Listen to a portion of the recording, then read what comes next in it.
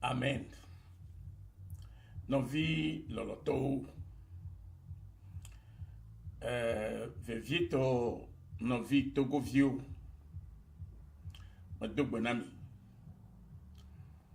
madogbenami abe egbedoname sikama nufiafia nugomesese amenovi fe enye didi kple vuvukpokpo ke la nye mia megbeto katato le anyigba ke nya gbenyigba ya dzi mi le la ehia be mio kata mia dengble le ŋu ne mia kpɔ donti ke la na be mio kata la mia vo amadeke magano anyi ano nu ham ano vevesem ano fukpem amado ya dedeko wono jijo pokpome le enu no mesi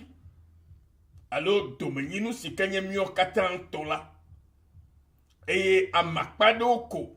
wono kpo jijo le mala me kali be me nyo nu sike enyo be wanye amegbeto fe agbelono kura o even though alo lawo go ha ovlia wono ne ota bena o kata kele gbeme alo la vemela yo akponu adu ella vuvuvu hamoli odua haridu elabo wo ha o jesiro ko abeleke mi o ha be togo du comme towa mi jesi be togo vio mi nya le togo fe jijime vio le togo be amo mi nya la ene ba ke mi o ha mi jesi nya lo no wema hia be mi do la to nya te fe na mi no no mia tu mia no odo mia fia no mia no aleke bena mio kata mia se mia no gome mia ton no tu le tu le ka kenya ni ba le kaji ke mi ni domena togo la mio kata togo jiji me fio ni domena togo ni baji o nya nu sikele ve viere na mio kata be mio kata mi anya wanye gom pokpo na mio kata abe etu me fiu ene nemia le enule ma miha fe agbaleta mate pukui amenyima te fama le gbetem de jojonyenye ple domenyonyo pe vivie nyenye ji le mie pe agbenono me tonto le mie pe agbenono tonto la mi khapa gbaleta mate puku amenyi ya etegbede jojo nyenye ye gomedi jojo nyenye nusike jebe amenewo nusike nye maufe nono mefe agbenono bena jojo nyinya na nye nusike la nye mia megbeto kata to vivieto mia Kristo to alebe mia vli eta esia yi le de pepe me se somo yo avangoli yo edowa mangoli yo enu kade pepe yo me yo la miao vivieto Kristo to la me de la vli jojo nyenyeta elabe mia monsieur nye Kristo to alo mia monsieur nye chechi lao que onya maoula minya be jojo nye maou eyeta mia monsieur ho mau maji sela elle na mi vevie be mi abli jojo nye ta esiai sike gomenye bena ne enude mele nyonyomo la sikela notere me notere jojo nye lola miawo abe Kristo to mau fe nyalawo la mido la gbolo ekple kakari bena eyela medo la nonene mawo eye mi ma dokpe gbogbolo elabe mion la mi trosi jojo nye fa mo eye jojo nye fa gbeno mi le tala na fike majo nye lela miawo yala mi abli bena jojo nye ne ba chwa fada fima le kpore me le Togo egbela majo nye hodua kata hecho dua una majo nye dua una Togo du kwa kata egbe novi lolo to vo mia mesio nye Kristo to le emela ejebe mia de afia bena jojo nye ekpo nsere majo nye ji eye mia de fia novio kata le tusikebe mi le kenye Togo nyi gbajia mia de fia be jojo nye nusike atema tutu ke atema like duade ete ke la tena be dua pon kogbe dede ke na be amesio le dua me abe Togo vio la wa kpo vovole me eyata mi hapa gbale eta ma dekuku ya menyi ya le gbogbo na mi bena nusike ma odi chomi agbola yenye be jojo nye ple domo nyonyo domo ne tro domo ne nyore e ha ovi un ne edibe o amen sike dibe ye ha ya vo ye didie nye be ya kpo vovo blibo eye ngba hahale pe gbe seg pa gbo no mo la nene ma tutu ha aladina e ha ovi ma yo be domo nyonyo domo do la tro de ha ovi un ya la kpo ha ovi pe nonome bede nonome ke amegbe tolo la no le mtifa fame le vovome de ye novi ha le mele nema ne kono menye be enu de nye mi okatato eye mi do la me so semina se alo so ade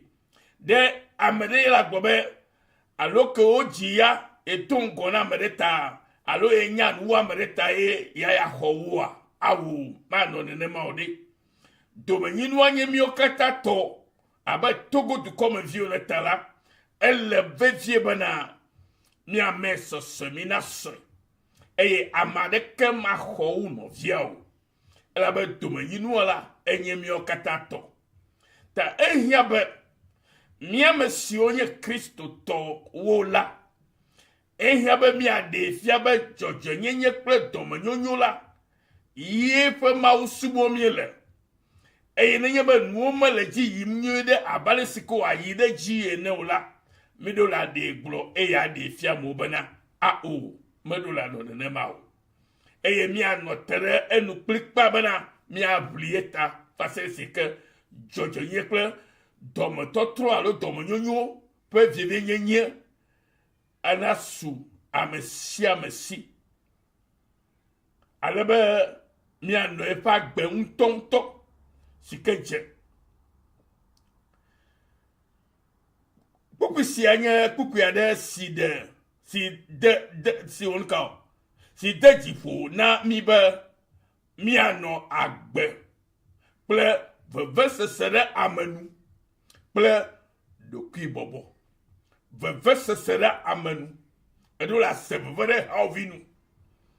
tokpo na kpo aha ojida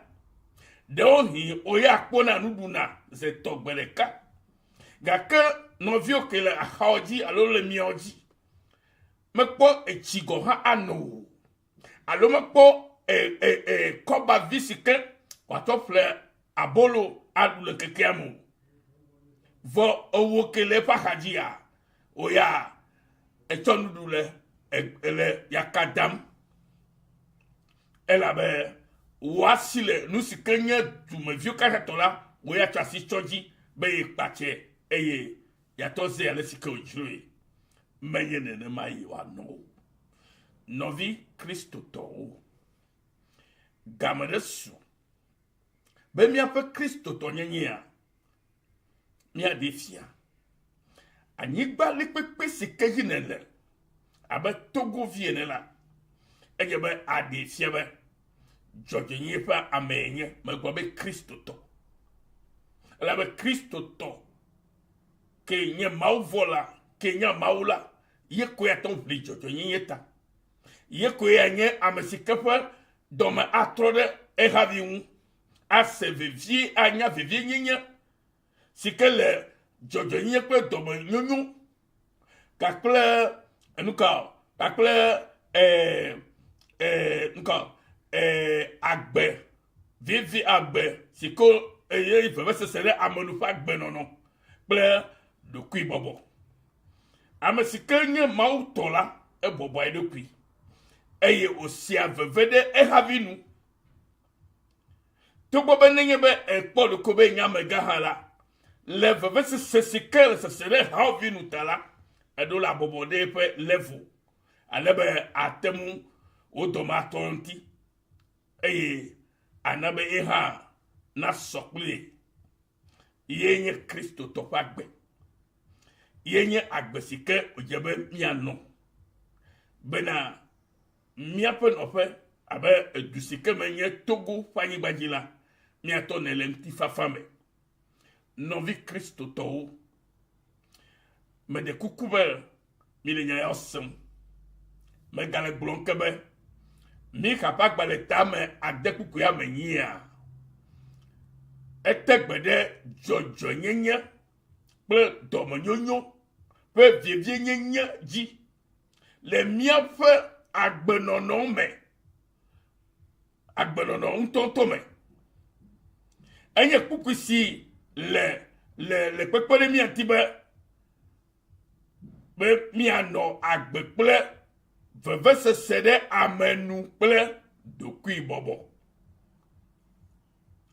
bobo eganya mega woda nye nukake ola edola bobo dokui o ato do kocho sokle havi kele ahaoji be na kpobe ina tonye pe hahiawo na tonye pe nusio le fudeni